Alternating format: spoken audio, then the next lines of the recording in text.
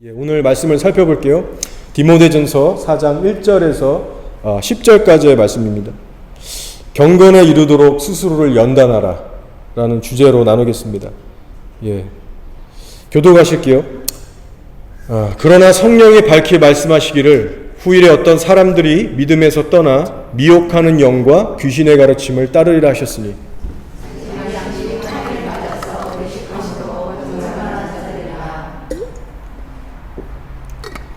혼인을 금하고 어떤 음식물은 먹지 말라고 할 터이나 음식물은 하나님이 지으신 바니 믿는 자들과 진리를 아는 자들이 감사함으로 받을 것이니라.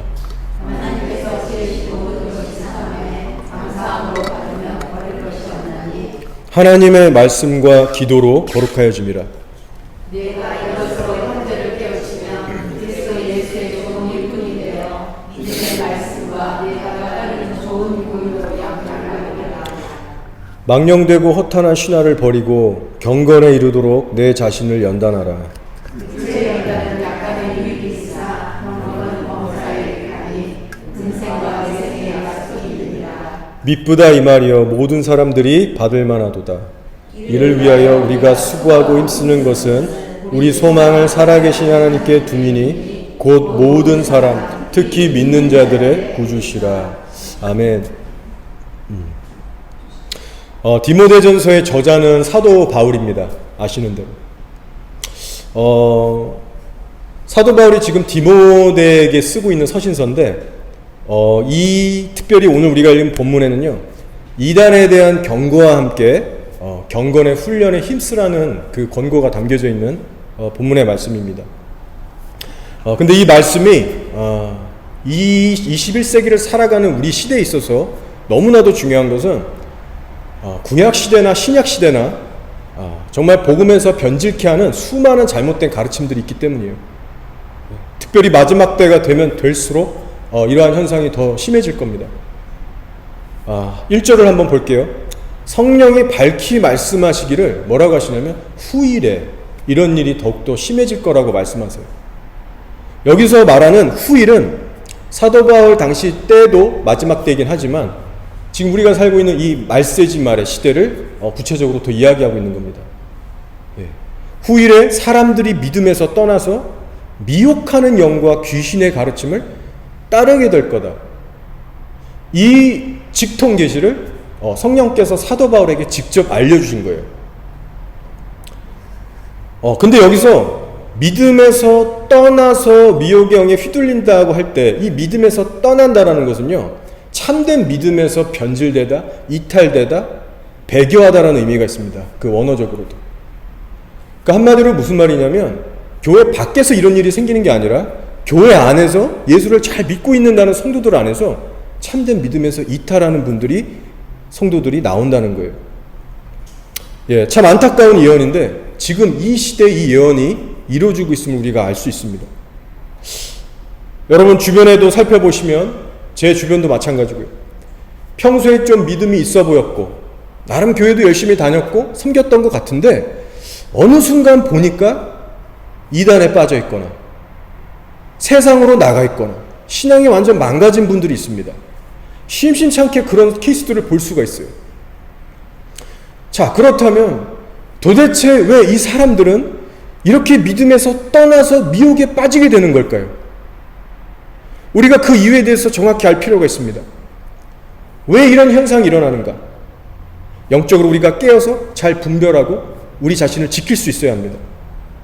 자, 왜 사람들이 믿음에서 떠나가 미혹에 빠지게 되는 일이 벌어지는가? 그 이유에 대해서 2절에서 이렇게 얘기하고 있어요. 자기 양심이 화인을 맞아서 외식함으로 거짓말하는 자들이라. 자, 1절에서 말씀하는 것은 사람들이 믿음에서 떠나 미혹하는 영과 귀신들의 가르침을 따라 나아갈 것이다 이렇게 얘기했고, 지금 2절에서는 그 믿음에서 떠나가는 사람들의 속살하는 상태가 어떠한가에 대해서 말씀해주고 있어요. 그래서 그들의 마음의 상태가 어떠한가 하나님께서 훤히 들여다보시니까 모두가 양심의 화인을 맞은 상태라는 겁니다. 여러분, 화인이 뭔지 아시죠? 노예의 몸에 주인이 그 자기 소유라는 그 표식으로 뜨거운 걸 그 인두를 달궈서 노예의 몸에 등이나 어깨 이런 데 찡긋게 지집니다. 그러면은 그게 처음에는 막 빨갛게 익고 막 데였기 때문에 너무나 아프고 쓰라리겠죠. 근데 시간이 지나면서 그것이 딱딱하게 굳어지면서 감각이 없어집니다. 근데 이 화인의 비유에서 믿음에서 떠나는 사람들의 속사람을 들여다보니까 다들 이 영적인 화인을 맞아서 감각 없이 딱딱하게 굳어지고 망가져 있다는 거예요. 여러분, 지금 이것이 우리 믿는 성도들에게 어떠한 경고를 주고 있습니까? 자, 여러분, 성령님께서 행하시는 핵심적인 사역이 뭐죠? 여러분, 성령님은요, 우리의 머리만 건드리시는 분이 아닙니다. 한마디로 얘기하면 어떤 성경의 지식 가지고 우리의 어떤 머리, 이성, 지성만 채우시고 끝나는 분이 아니에요. 훨씬 더 깊은 차원을 다 만지십니다. 그것이 어디냐면 우리의 마음이에요. 마음. 머리에서 가슴으로 하나님은 파고드세요. 거기가 최고의 정착력입니다. 우리의 타락한 속마음, 곧 부패한 양심을 거룩한 의의 말씀으로 찌르시고 들춰내셔서 회개에 이르게 하는 사역을 하세요. 이 일을 성령님께서 도우세요. 이것이 성령님의 가장 핵심적인 사역입니다. 구약식 표현으로 하면 마음을 찢게 하시는, 그래서 마음의 할례가 이루어지도록 도우시는 분이세요. 그래서 마음을 찢고 하나님의 말씀을 심령에 새긴다고 하죠. 신비에 새겨서 그 말씀의 도를 따라서 살아갈 수 있게끔 도우시는 분이 성령님이세요. 그래서 사도 요한을 통해서도 신약에서 말씀하신 게 뭐냐면 성령이 이 땅에 오시면 하시는 일은 딴 거 얘기하지 않았어요. 죄와 의와 심판에 대해서 책망하고 이렇게 가르치실 것이다라고 했어요. 그래서 실제로 성령이 사도행전 오순절 마가다락방에 임하셨을 때도 사도 베드로가 예수님의 의와 십자가에 대해서 설교했을 때 무리들의 반응, 그 말씀을 들은 무리들의 반응이 뭐였냐면 머리가 깨우쳐졌다 이렇게 얘기 안 하고요, 마음이 찔려 우리가 그럼 어찌할 거라고 그렇게 통회자복을 하게 됐죠. 그래서 정리를 해보면 성령님의 사역은 거룩한 말씀으로 사람의 양심부터 다루시는 역사가 있다는 것입니다. 그러니 여러분, 이제 이런 이해를 가지시고 다시 한번 2절을 묵상해 보세요. 그러면 발견하게 되실 겁니다. 정확히 이해가 더 가실 거예요. 참된 믿음에서 떠나가는 사람들의 특징을 딱 한 가지만 얘기하시는데 그것이 뭐예요? 양심이 강팍해질 대로 강팍해져 있다는 특징이 있습니다. 정상적인 교회 잘 다니다가 이단에 빠지는 사람이나 아니면 뭐 세상으로 빠지는 사람이든 그들에게 발견되는 공통적인 특징은 양심이 고장나 있다는 겁니다. 도대체 평소에 어떻게 신앙생활을 해왔길래 이런 비참한 상태에 이르게 됐을까요? 그래서 오늘 1절에서 말하는 믿음에서 떠나가는 사람들은 어떤 사람들이냐 하면 한마디로 교회를 다니긴 했지만 실제 24시간의 삶 속에서는 말씀으로 인해서 속사람이 깨어지고 다름받고 연단받는 신앙생활을 해오지 않았던 사람입니다. 그냥 말씀은 귀로 듣고 인정하고 아멘할 뿐이지 그 말씀 앞에 양심이 깨지고 다뤄지고 변화되는 참된 변화의 삶을 살아오지 않은 거예요. 그것도 심지어 짧은 기간이 아니라 오랜 세월, 오랜 기간 그렇게 살아왔다는 겁니다. 성령님이 아무리 간섭하시고 찌르시고 간섭을 해주셨는데 그것을 가볍게 여긴 채 오랜 시간이 흐른 거예요. 그러다 보니 어떻게 됐어요? 이제는 진정한 회개가 불가능할 정도로 양심이 딱딱해져서 영적 분별력을 완전히 잃어버린 채 곁길로 돌이킬 수 없는 길로 빠지게 된 겁니다. 예수님께서 이런 자들을 향해서 이사야서의 말씀을 인용해서 이렇게 선포하셨어요. 이 백성들의 마음이 완악하여져서 양심이 강팍하여져서 그 귀는 듣기에 둔하고 눈은 감았으니 이는 눈으로 보고 귀로 듣고 마음으로 깨달아 돌이켜 내게 고침을 받을까 두려움이라 하였느니라. 저는 솔직히 옛날에는 이게 어떤 의미인지 이해를 못했었습니다. 근데 제가 십자가를 알고 신앙생활을 계속 해나가 보니까 이제는 알겠어요. 하나님이 백성들을 미워해서 차별해서 일부러 안 고쳐주는 게 아닙니다. 저들이 고침을 받을까봐 두렵다, 이렇게 말을 그걸 그냥 액면만으로 받아들이셔서 하나님을 오해하시면 안 돼요. 이 말씀은 백성들이 뿌린 대로 열매를 거둔다라는 의미입니다. 백성들이 늘 그 들었던 하나님의 말씀에 대해서 가볍게 여기고, 그것도 오랜 기간 동안 가볍게 업신 여기고 산 만큼 이제는 심령이 완악할 대로 굳어져서 하나님이 아무리 얘기해도 돌아오지 않는다는 거예요. 그 저주의 상태에 스스로 들어간 겁니다. 그러니 누굴 원망하겠어요? 근데 여러분, 참 안타깝게도요, 오늘날 교회 안에 이런 사람들이 꽤 많습니다.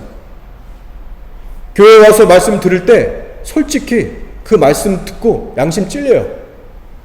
거의 모든 사람이 정말 설교를 제대로 듣고 있으면, 그리고 하나님 믿는다고 고백하면 반드시 양심에 찔리는 역사들이 있습니다. 목사가 설교를 그렇게 잘하든 못하든 하나님은 반드시 사역자를 통해서 예배 시간에 말씀하시는 분이기 때문에 찔림이라는 게 와요. 가만히 그 말씀을 듣고 있으면 자기 삶이 하나님 앞에 엉망이거든요. 회개할 것들이 막 생겨요. 그러나 한편으로 또 어떤 마음이 드냐면, 계산을 해보니까 이 말씀대로 살아가려고 하면 인생이 너무 꼬이고 부담스러워지는 겁니다. 어려워지는 거예요. 그래서 어떻게 하냐면 교회 문 밖을 나가는 순간 타협을 하게 되죠. 정말 언제 그랬냐는 듯이 그 찔렸던 양심을 다잡고 자기의 살던 그 라이프스타일로 돌아갑니다. 잽싸게 돌아갑니다. 그러면서 뭐 세상에게 계속해서 정신 빼앗기고 분주하게 살면서 그 들은 말씀을 잊어가는 거예요. 그러면 어떻게 됩니까? 양심은 하나님의 말씀에 분명히 반응을 해줬지만 그것을 계속해서 가볍게 여기고 등을 져버렸기 때문에 여러분도 모르게, 우리도 모르게 양심이 서서히 그 기능이 마비되고 죽어가고 약해진다는 거예요. 그래서 제가 생각해보면 정말 현실이 이런 것 같습니다. 교회 안의 현실이.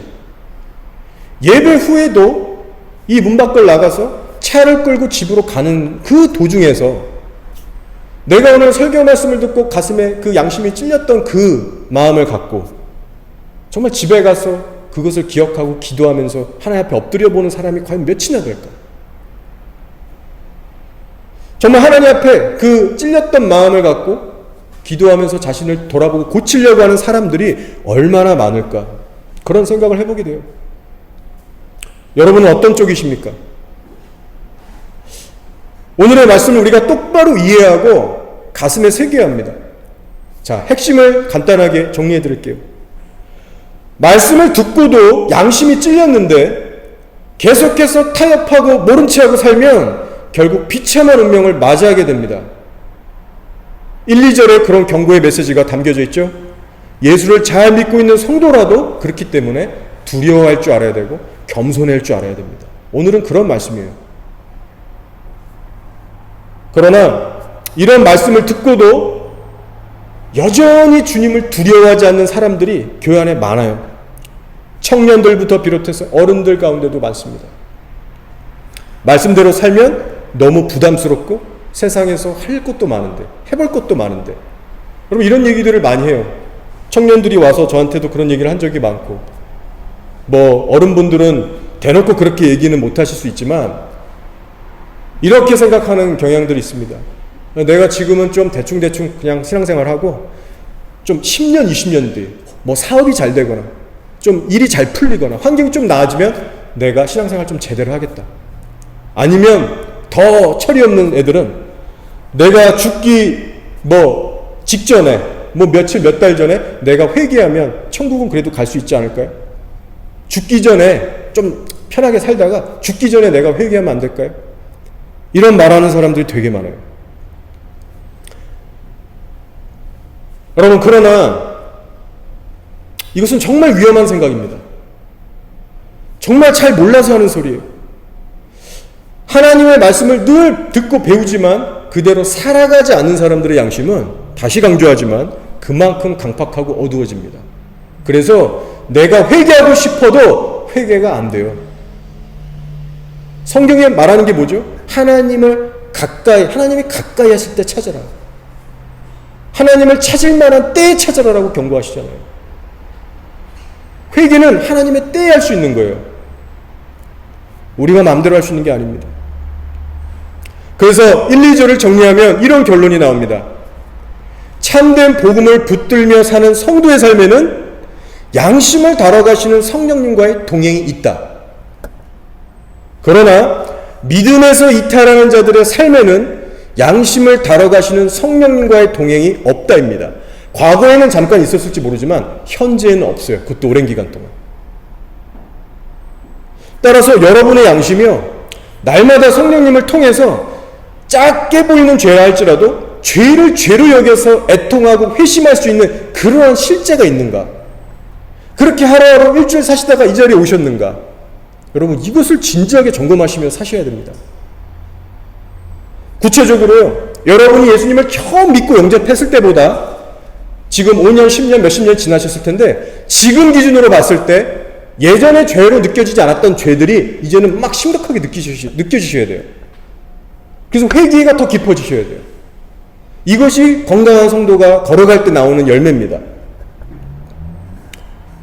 자, 이제 그렇다면 반대로 성령님이 아닌 사탄마귀의 역사는 어떤지 한번 알아볼까요? 자, 사탄마귀는 사람을 어떻게 인도할까요? 당연히 성령의 역사와는 정반대로 갑니다. 예, 어떻게 하냐면 성령님은 사람의 양심을 말씀으로 부드럽게 기경해서 겸손케 만드시는데 사탄이 하는 일은 사람이 죄를 짓도록 속이고 충동질하고 유혹해서 양심을 점점 파괴하고 무감각하게 만드는 일을 합니다. 그래서 오늘 이 1, 2절 배후에 이 사단이 하는 일을 다시 한번 나누는 거예요. 때로는 제가 죄인 줄 알면서도 충동질해서 짓게 하고, 때로는 교묘하게 죄가 아닌 것처럼 속여서 죄를 짓게 하고, 그래서 결론은 양심의 기능을 마비시키고 고장나게 하는 것이 바로 죄인데 이 죄를 짓게 만든다는 겁니다. 자, 특별히 마귀의 고단수적인 전략이 있는데요. 그것이 뭐냐면 성경의 진리를 얼핏 흉내내는 그 교묘한 이단들의 가르침을 통해서 무대기로 성도들을, 영혼들을 사냥한다는 겁니다. 그래서 창세기를 보시면 아담과 하와를 유혹할 때도 어떻게 했냐면 하나님의 말씀을 살짝 꼬아가지고 헷갈리게 하면서 그럴싸하게 유혹을 했죠. 마찬가지예요, 오늘날도. 마귀의 고단수 전략은 진리와 흡사해 보이는 그럴싸한 거짓 교리들을 믿게 해서 사람들의 삶을 망치는 겁니다. 그래서 오늘 말씀의 3절을 보시면 사실 사도 바울의 시대에도 어느 정도 존재는 했지만요, 먼 마지막 때에는 더한 심각한 이단들이 등장할 거다라고 말씀하고 있어요. 네. 자, 3절 한번 읽어보겠습니다. 혼인을 금하고 어떤 음식물은 먹지 말라고 할 터이나 음식물은 하나님이 지으신 바니 믿는 자들과 진리를 아는 자들이 감사함으로 받을 것이니라. 실제로 사도 바울 시대에 극단적인 금욕주의자들이 있었습니다. 근데 예수님은 그렇게 가르치지 않으셨죠. 그러나 이들은 결혼을 금했고요, 고기 같은 육식을 못하겠습니다. 어떤 음식들을 제했어요. 극단적이었습니다. 그러나 결혼은 하나님께서 보시기에 아름다운 거죠.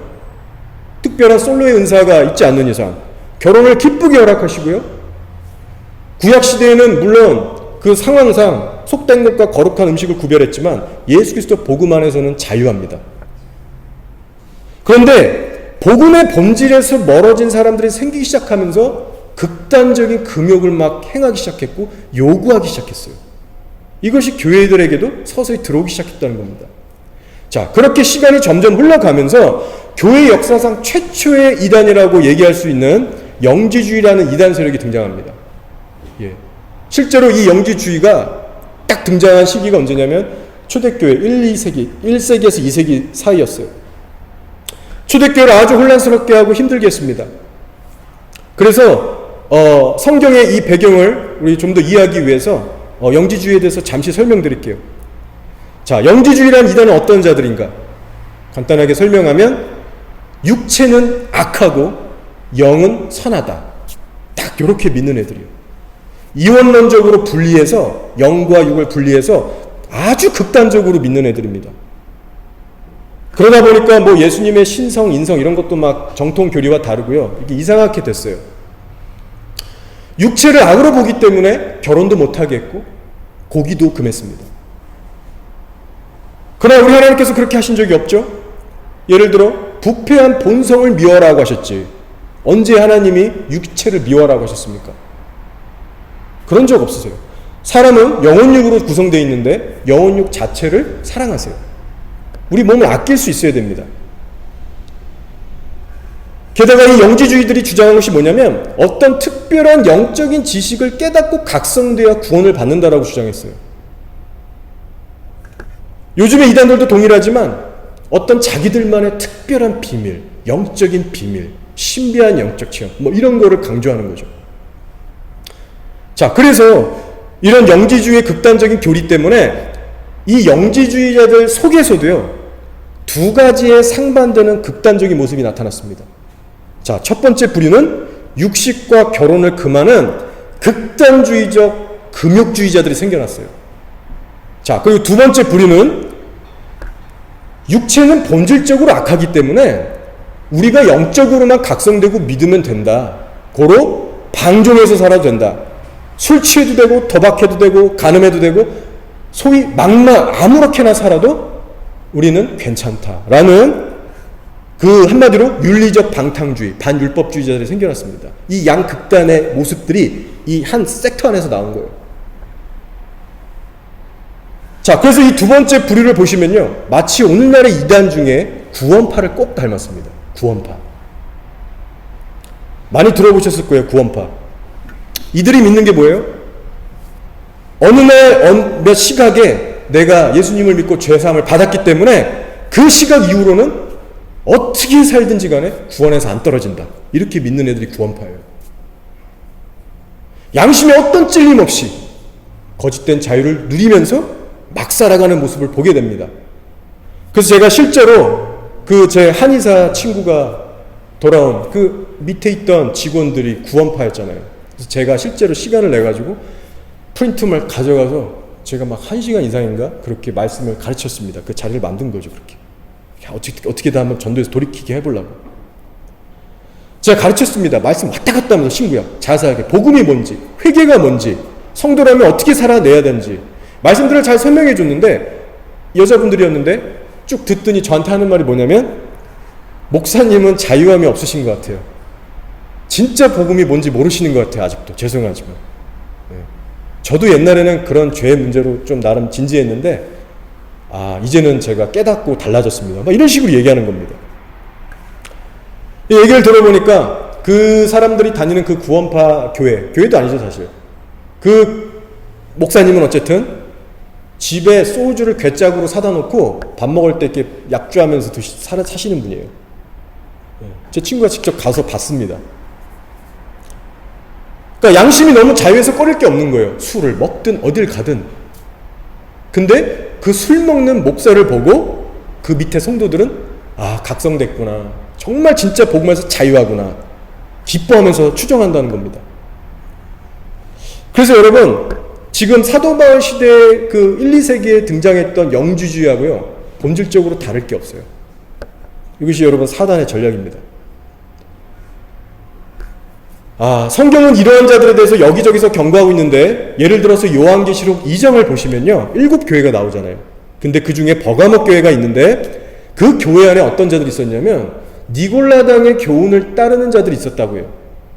그래서 계시록 2장 15절에서 예수님이 그들에게 경고하시면서 회개하고 돌이키라고 하시면서 이렇게 말씀하시잖아요. 이와 같이 내게도 니골라당의 교훈을 지키는 자들이 있도다.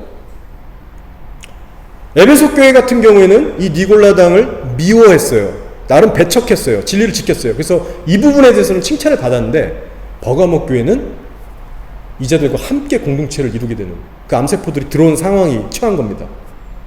자, 근데 여러분 바로 이 니골라당도요 이들이 바로 영지주의예요.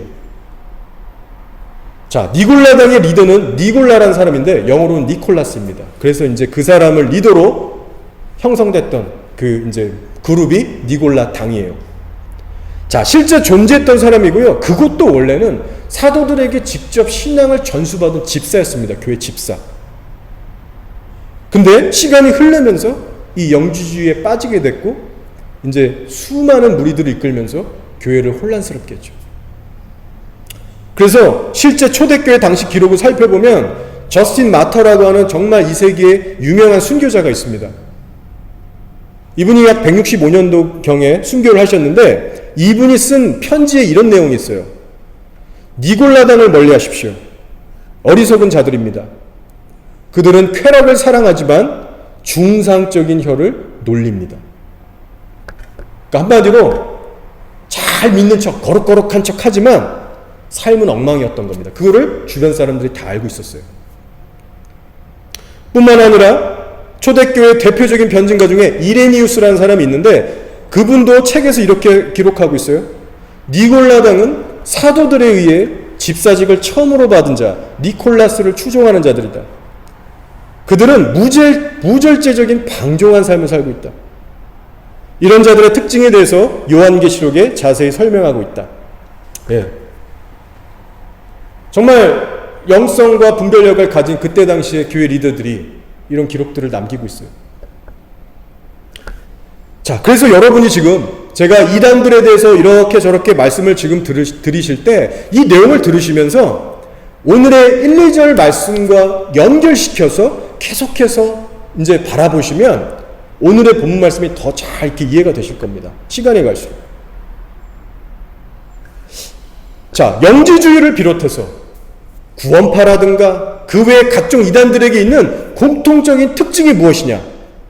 다시 말씀드리지만 말씀에 의한 양심의 깨어짐 혹은 속사람의 변화와 다름을 강조하지 않는다는 겁니다. 구원파건 영지주의건 그 어떤 다른 것도 똑같아요. 다들 초점이 어디가 있느냐? 겉만 번지르르한 외식주의로 빠지게 하고요. 혹은 그렇지 않으면 어떤 환경 탓, 사람 탓하게 하고 외적인 거를 바라보게 해요. 자신을 돌아볼 생각은 안 합니다. 그래서 신앙의 방향을 자신에게 맞추는 것에서 이탈하게 해서 비껴나가게 해요. 사단이 하는 짓입니다. 자, 한 가지만 더 나눌게요. 다락방이란 것도 비스무리합니다. 뉴질랜드에도 다락방이 있죠. 제가 아는 분도 거기에 한때 좀 심취했다가 나온 분도 있고 여러분 주변에도 다락방 출신들이 있을 겁니다. 자, 다락방의 문제는 여러 가지가 많아요. 그리고 이거는 신학적으로도 이렇게 디테일하게 다루다 보면은 제가 다 다룰 수가 없기 때문에 간단한 거 몇 가지만 말씀드릴게요. 왜냐하면 여러분도 이것을 아셔야지 주변에 그런 사람들을 만날 때 속지 않을 수 있고 또 올바른 길로 여러분도 인도할 수 있는 그런 통로가 될 수 있습니다. 자, 그 중에 문제점 중에 하나는 뭐냐면요. 삶에 일어나는 모든 문제들, 고통들, 고난의 원인이 마귀에게 있다고 가르치고 강조합니다. 이 다락방이라는 사람들이. 그러면서 복음을 어떤 식으로 전하냐면요. 예수가 마귀를 멸하러 온 것이 영적인 비밀이고 구원이다라고 가르칩니다. 자, 얼핏 들으면 맞는 것 같죠? 맞는 부분은 있어요. 근데 깊이 들어가 보면요. 이들이 주장하는 강조점과 방향과 초점들이 성경이 말하는 것과 다릅니다. 물론 예수가 마귀를 멸하는 것은 맞아요. 근데 그것만을 지나치도록 편협하게 강조하면서 복음으로 밀고 나가니까 신앙생활의 초점이 이상한 데로 갑니다. 예를 들어서 삶의 모든 문제에 대해서 마귀를 탓하며 대적하는 겁니다. 떠나가라 마귀야. 이들이 특별히 강조하는 핵심 구절이 창세기 3장이에요. 아담과 하와를 타락시켜서 그 뱀이 꼬셔서 타락시켰던 그 창세기 3장. 그래서 뭐라고 하냐면 마치 삶에 일어나는 모든 문제가 사탄이 너희를 미혹해서 이렇게 하는 거야. 그냥 사탄을 꾸짖어. 그러니까 매사에 사탄아 떠나가라 이런 식으로 접근이 되는 겁니다. 몸에 질병이 생겨도 그 원인이 마귀한테 있다고 가르치고 재정의 문제건 인간관계의 문제건 마귀의 공격으로 여기면서 그렇게 꾸짖는 기도를 시키고 그래서 이들의 얘기를 잘 들어보면요. 아담과 하와가 타락한 이유도 은근슬쩍 사탄에게 책임 전가를 하면서 하나님 앞에서 인간 쪽에서 해야 될 진실한 회개와 애통함, 이런 것들을요 강조를 안 하더라고요. 성경이 말하는 복음과 다릅니다. 성경이 말하는 복음은 무조건 마귀 탓하는 것이 아니라, 떠나가라는 식이 아니라 신앙의 초점을 내 자신에게 맞추죠. 복음은 나의 부패한 본성에 대해서 십자가, 예수 그리스도와 함께 죽고, 그 후에는 뭘 하시냐면 삶의 현장에서 거룩하신 성령님과 동행하면서 나의 죄를 계속해서 깨닫고 버리게 하시는 거룩을 배우게 하세요. 거룩을. 사단의 행위에만 집중하는 게 아니라 나의 개인의 성화를 핵심으로 삼습니다. 이것이 복음의 핵심이고 추구할 방향성인데 다락방에서는 비껴나가는 거예요. 이 외에도 류광수가 전하는 메시지를 잡아라, 이 표현을 많이 씁니다. 메시지를 잡아라. 성경 말씀을 찬찬히 묵상해서 이렇게 하라고 하는 게 아니라 메시지를 잡아라. 은근슬쩍 성경 외에 인간의 메시지가 있습니다. 그래서 류광수의 메시지를 렌즈로 삼아서 성경을 바라보게끔 하지, 성경으로 그 류광수의 말을 보게 하지 않아요. 그러면서 많은 말이 뭐냐면, 다락방 메시지가 아니면 영적 문제가 해결이 안 된다. 거의 97, 8%의 기존 교회는 잘못됐다. 다락방에서 전하는 복음만이 진짜 영적 비밀이고 이걸 깨달아야 된다. 그러면서 쓸데없이 기도도 많이 하지 말고 전도를 목표로 기도해라. 근데 그 전도도 살펴보면 우리 성경에서 말하는 제대로 된 전도의 개념이 아닙니다. 자, 그래서 한번 정리해보면 구약시대나 오늘날이나 사탄이 쓰는 전략은 동일하다는 겁니다. 자, 크게 두 가지예요. 첫째는 바리새인들처럼 겉으로 드러나는 외식적인 경건의 모양은 얼마든지 갖추게 해주지만 내면만큼은 결코 변화되지 않는 방향으로 미혹한다는 거고요. 그리고 둘째는 예수를 믿는다는 고백을 하도록 냅두지만 잘못된 구원론과 거짓 평강에 빠지게 해서 그 양심을 죽이고 마비시키는 방종의 삶으로 이끈다는 거예요. 그래서 여러분, 정말 신기하게도요, 초대교회를 위협했던 영주주의를 봐도 그렇고 오늘날의 구원파, 다락방, 그 외 어떤 종교 이단들을 봐도 그들이 추구하는 그 노선이요 크게 다를 바가 없어요. 구약시대나 신약시대나 영적인 본질의 노선을 보면 다를 것이 없다는 겁니다. 제가 말씀드린 두 가지의 특징 둘 중 하나에 속해요. 2절에서 오늘 말씀하듯이 믿음에서 떠나가는 모든 자들, 세상으로 가든 이단으로 빠지든 그들의 속사람을 들여다보니까 양심들이 다 화인 맞아서 망가져 있다는 겁니다. 따라서 중요한 것은 여러분, 우리 스스로도 이 부분을 늘 점검해야 한다는 겁니다. 현재 저와 여러분이 어떤 이단에 빠져 있지 않다 하더라도, 정상적인 교회를 다닌다 할지라도 반드시 점검하셔야 돼요. 왜냐하면 우리의 실제 삶은 가식적이고 외식적인 종교생활을 할 수 있거든요. 얼마든지 자기 십자가를 지지 않고 배우지 않고 세상 사람들의 가치관과 똑같이 살아갈 수 있습니다. 얼마나 그런 사람들이 교회 안에 많습니까? 그러면 본질적으로 믿음에서 떠나 그릇된 길로 가는 사람하고 다를 바가 없어요. 따라서 이제 그럼 우리가 어떻게 신앙생활해야 하는가? 신앙의 선한 양심을 회복하기 위해서, 참된 믿음을 굳게 세워나가기 위해서 어떻게 구체적으로 해야 하는가? 자, 사도 바울이 교회에게 권고하고 있는 7절의 말씀에 꼭 순종하시기 바랍니다. 7절을 읽어볼게요. 망령되고 허탄한 신화를 버리고 경건에 이르도록 내 자신을 연단하라라고 했어요. 경건에 이르도록 내 자신을 연단하라. 여러분, 다른 방법이 없습니다. 오늘도 내일도 모레도 경건의 훈련에 힘쓰시면 됩니다. 그것밖에 답이 없어요. 참고로 여기서 말하는 경건은 외적인 경건만이 아니라 속사람부터, 우리의 양심부터 말씀으로 깨지고 다름받아서 속에서부터 겉으로 변화되는 참된 경건을 말해요. 마음에서부터 하나님을 경외하고, 마음에서부터 하나님을 사랑하고, 마음에서부터 죄가 미워지기 시작하고, 마음에서부터 이웃을 사랑하기 시작하는 그런 단계로 우리가 나아가야 되는 겁니다. 누구든지 이런 경건에 힘을 쓰지 않으면 위험하다는 거예요. 예외가 없어요. 그래서 디모데전서 6장 3절 5절에서 사도 바울이 이렇게 또 교훈했습니다. 잘 들어보세요. 누구든지 다른 교훈을 하며, 여기서 말하는 다른 교훈은 완전히 마시간 그 이단적인 가르침뿐만 아니라 교회에서도 변질된 약간 핵심을 빗나간 모든 것들을 다 포함하는 겁니다. 누구든지 다른 교훈을 하며 바른 말, 곧 우리 주 예수 그리스도의 말씀과 뭐라고 합니까? 경건에 관한 교훈을 따르지 아니하면, 그리스도의 말씀과 경건에 관한 교훈을 따르지 아니하면 그는 교만하여 아무것도 알지 못하고 변론과 언쟁을 좋아하는 자니 이로써 투기와 분쟁과 비방과 악한 생각이 나며, 잘 들어보세요. 어떻게 되나? 마음이 부패하여지고 진리를 잃어버려 경건을 이익의 방도로 생각하는 자들의 다툼이 일어나느니라 라고 했어요. 자, 오늘 우리가 살펴본 말씀과 일맥상통하는 말씀입니다.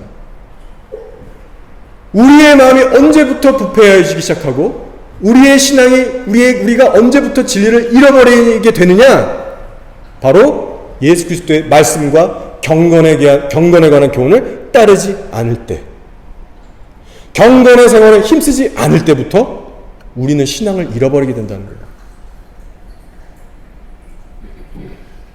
여러분, 직분과 상관없습니다. 저 같은 목사, 장로, 권사, 집사 20년, 40년, 100년을 신앙생활하고 교회 다녀도 경건에 힘쓰지 않으면 반드시 곁길로 갑니다.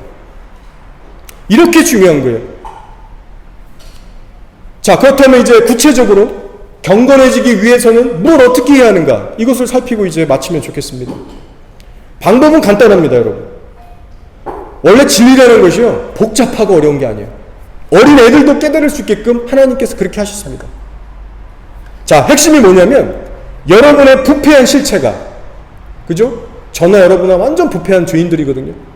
우리 안에 있는 그 부패한 사람이, 그 속사람이 날마다 하나님의 거룩한 말씀에 깨지고 드러나고 다룬받을 수 있는 그 시간, 그 현장으로 가셔야 돼요. 그리고 하나님, 나 이거밖에 안 되니까 하나님의 형상으로 변화시켜달라는 그 간절한 기도를 계속해서 심으셔야 됩니다. 그 기도의 씨앗을 계속해서 심으셔야 돼요. 지속적으로, 매일같이. 이게 핵심이에요. 그래서 5절에서 바울이 짧고 굵게 한마디 딱 해주죠. 내가 방법을 알려줄게. 하나님의 말씀과 기도로 거룩해집니다. 여러분, 각 교회마다 목사님들이 강조하시잖아요. 큐티하세요. 제발 말씀 보고 기도하셔야 돼요. 괜히 하는 말이 아니라 성경의 권고입니다. 성경적인 권고. 근데 여러분, 성도들의 현실은 어떻습니까? 대부분의 성도들이 이렇게까지 얘기하는데 게으르고 무관심해요. 타협하며 지냅니다. 이런 이유로 저런 이유로 말씀 보지 않아요. 한마디로 한다 해도 어떤 분들은 뭐 일하면서 방언기도 하는 걸로 만족하고, 운전하면서 일하면서 자기 할 거 하면서 조금씩 기도하는 걸 가지고 만족하고 삽니다. 근데 여러분, 그 정도로는 부족하다는 걸 아셔야 돼요. 정말 부족합니다. 하나님만을 바라볼 수 있는 집중되고 고요한 시간을 내셔야 됩니다, 여러분. 예수님도 한적한 곳에 가셔서 기도하셨어요. 한적한 곳에서 새벽이고 밤이고 하나님 바라보고 예배드리고 기도하고 묵상하셨습니다. 그러니 우리는 얼마나 더 집중해서 해야 할까요? 연약한 저희들은 집중해서 말씀을 구하고 먹고 기도로 간절하게 심으셔야 됩니다. 그렇게 투자하는 사람이 맺게 될 열매는요, 하늘과 땅 차이예요. 저는 이것을 간증으로 경험하고 있습니다. 자, 6절을 볼게요. 내가 이것으로 형제를 깨우치면 그리스도 예수의 좋은 일꾼이 되어 믿음의 말씀과 내가 따르는 좋은 교훈으로 양육을 받으리라. 자, 한마디로 예수님의 좋은 일꾼이 되기 위해서, 다른 말로 하면 성숙한 크리스찬이 되기 위해서는 어떻게 해야 하는가? 바로 말씀 묵상과 기도 생활이 베이스가 되게끔 해서 경건한 삶에 힘쓰는 자가 되게 해라. 그거예요. 그러면서 7절에서 말하는 망령되고 허탄한 신화를 버리라고 했는데요. 여기서 말하는 망령되고 허탄한 신화는 바로 이단적인 사상 교리들, 복음에서 변질된 그 모든 거짓들을 의미합니다. 그래서 복음에서 너는 이탈한 모든 망령된 것들을 버리고 경건에 이르도록 내 자신을 연단하라라고 바울이 얘기하고 있어요. 자, 여기서 한 가지 더 연단하라는 단어를 한번 살펴보면요, 헬라어로 굼나조라고 하는데, 옛날 그리스 시대, 그때 초대교회 당시 정말 그 그리스의 그 몸 좋은 막 격투가들, 운동 선수들이 치열하게 그 승리를 하기 위해서 막 전투적으로 연습하고 훈련했던 그 상황을 묘사할 때 쓰는 단어입니다. 굼나조가. 그러니까 가벼운 단어가 아니라 정말 강력한 단어예요. 운동선수들이 구슬 같은 땀을 흘려가면서, 때로는 막 피땀을 흘려가면서 치열하게 자신을 훈련했던 그 정도의 열심으로 너희들은 신앙생활을 하라는 겁니다. 경건에 이르도록 그렇게까지 너네가 치열하게 연단해야 된다. 스스로 하나님께서 알아서 다 해주시지 않습니다. 참고로 이 굼나조라는 연단하라는 똑같은 헬라어 단어가 베드로후서 2장 14절에도 쓰이는데요, 그러나 여러분 잘 주의해서 들어보세요. 이번에는 그 연단하는 대상이 다릅니다. 어떤 대상에게 적용되냐? 믿음을 떠나서 육체의 정욕과 탐심에 힘을 쓰는 자들을 향해서 그들 또한 연단한다라고 해요. 자, 베드로후서 2장 14절 잘 들어보세요. 음심이 가득한 눈을 가지고 범죄하기를 그치지 아니하고 굳세지 못한 영혼들을 유혹하며 탐욕에 연단된 마음을 가진 자들이니 저주의 자식이라. 말이 되게 이렇게 무섭게 나왔지만 쉽게 얘기하면요, 성령을 따르지 않고 자신의 부패한 본성을 따라 살아가는 사람들, 우리 인간적으로 보면은 별로 악해 보이지 않는 모든 사람들 다 포함하는 겁니다. 자신의 탐욕에 연단된 마음을 가진 자들이니 저주의 자식이라. 여러분, 그래서 성경에 의하면요, 이 땅의 인생들에는 딱 두 가지의 연단만 존재합니다. 경건에 이르는 연단을 받거나 아니면 자신의 탐욕에 길들여지는 연단을 받는 사람들, 딱 두 부류예요.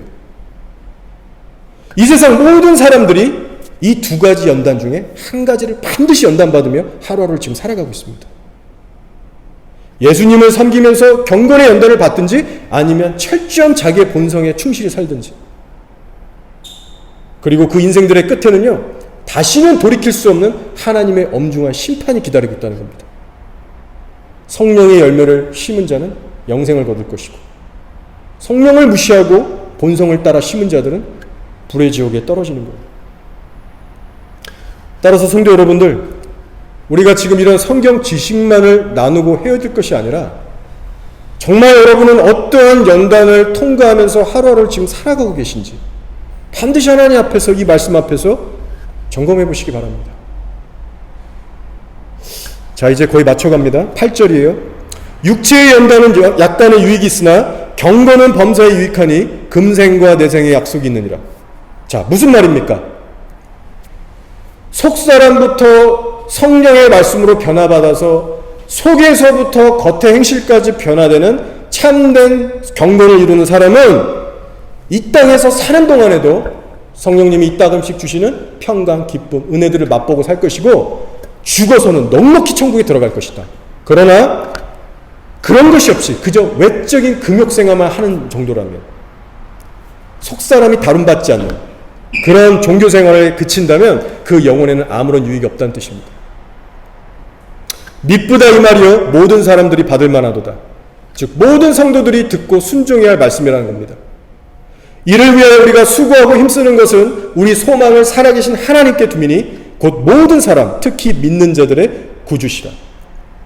따라서 경건의 훈련을 하는 것은 우리가 수고하고 힘써야 할 마땅한 것이다. 하나님께 소망을 둔 성도라면 마땅한 것이다 라고 말씀하고 있는 겁니다. 자, 이제 말씀을 진짜 정리하겠습니다. 여러분, 영안이 정말 열려서 십자가 복음의 핵심이 무엇인지를 정말 알고 그 안에 거하는 사람은요, 사탄의 전략이 훤히 보일 겁니다. 사탄의 입장에서는요, 복음의 껍데기는 허용해 주더라도 그 알맹이, 핵심만 걷어가면 승리하는 겁니다. 그 복음의 핵심이 뭐냐면요, 나의 옛사람이 십자가에서 예수와 함께 죽고 이제는 성령으로 거룩하게 변화돼서 하루하루 예수님 닮아가는 그 실제 속사람이 되는 거예요. 속에 있는 것으로 구제하라. 밖에 있는 것으로 하지 마라. 근데 사탄은 그 방향으로 나아가고자 하는 성도들을 방해하고 미혹하는 겁니다. 초대교회 때부터 지금까지 똑같은 수법인데 타이틀만 바꿔서. 앞으로 시간이 갈수록 사도 바울에게 알려주신 성령님의 이 계시처럼 다락방, 구원파 이 외에도 훨씬 더 다양하고 위협적인 이단들이 많이 출현할 겁니다. 그리고 그들이 교회 안으로 잠입해 은밀히 들어올 거예요. 많은 성도들을 그릇된 길로 인도할 수 있습니다. 믿음이 굳세지 못한 성도들, 연약한 성도들을 데리고 곁길로 갈 거예요. 따라서 여러분, 복음의 핵심에 대해서 분명히 깨달으시고 말씀적으로도 정립하셔야 되고 실제 삶에 있어서도 경건한 속사람을, 외적인 삶을 살 수 있도록 힘써서 훈련하셔야 됩니다. 저는 이 말씀을 성령님께서 이번 주에 주셨다고 믿고 있어요. 여러분, 그렇게 살아가셔야지만 여러분 끝까지 승리하셔서 의의 면류관을 쓰일 수가 있습니다. 여러분, 이제 삶으로 다시 돌아가실 텐데 경건해질 수 있는 유일한 방법에 대해서 잊지 마세요. 오직 말씀과 기도뿐입니다. 우리의 심령이 옥토밭으로 기경되고 착한 양심과 굳센 믿음을 갖기 위해서는 반드시 말씀과 기도 시간을 통해서 성령님과 여러분과의 긴밀한 친밀한 관계를 맺으셔야 됩니다. 경건은 예수 그리스도를 바라봄으로 얻게 되는 것인데 그 바라본다는 게 막연한 게 아니라 찬양하고 기도하고 말씀에 귀 기울이고 주님께 부르짖어야 되는 겁니다. 만약 여태까지 여러분 신앙생활 하시면서 거룩한 연단에 힘쓰지 않으시고 그냥 대충대충 편하게 신앙생활 하셨다면 오늘 하나님 앞에 새롭게 결단하시고 정말 두렵고 떨림으로 여러분 행동으로 옮기시기 바랍니다. 더 이상 여러분의 연약한 양심을 범죄에 내어줌으로 마비시키고 죽여가지 마세요. 여러분이 지옥으로 떨어지는 그런 비참한 운명을 맞지 않도록 여러분 들은 말씀에 양심이 찔릴 때 여러분 그것을 생명 걸고 순종해 나가는 여러분이 되시기를 축복합니다. 아멘. 자, 이제 우리 한번 기도할게요.